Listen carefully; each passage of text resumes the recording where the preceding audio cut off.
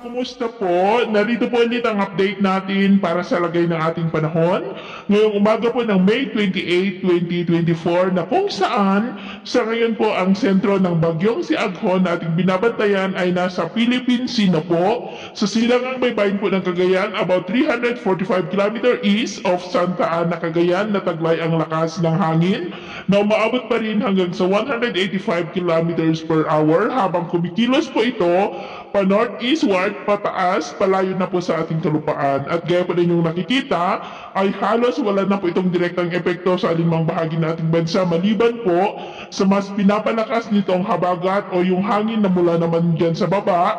na siya naman pong magpapaulan lalo na po sa kanlurang bahagi ng ating bansa. At anumang araw mula ngayon ay posible nang ideklara ang opisyal na simula ng habagat season o yung tag-ulan season. At next week po ay asahan natin ang malakas na bugso ng habagat na maaaring magdulot ng mga pagbaha at pagguho ng lupa at posibleng may mabuo rin na isang banta ng sama ng panahon na mula po dyan sa may South China Sea. At sa lagay ng ating panahon, southwesterly wind o mahinang daloy na nga ng habagat ang hangin na umiihip na po dito sa ating bansa na nagdudulot po ngayong madaling araw ng mga isolated rains dyan po sa may Zamboanga Peninsula, Sulu Archipelago, Northern Mindanao, Sultan Kudarat, Davao Oriental, ilang bahagi ng southern part ng Negros, Iloilo, Northern Cebu, Leyte, ilang bahagi ng Samar Provinces, Sorsogon, Palawan, Occidental Mindoro, Metro Manila, Bataan at Zambales. At mamaya ay sisikat po ang araw sa malaking bahagi ng ating bansa pero may tsansa pa rin ng maulap na kalangitan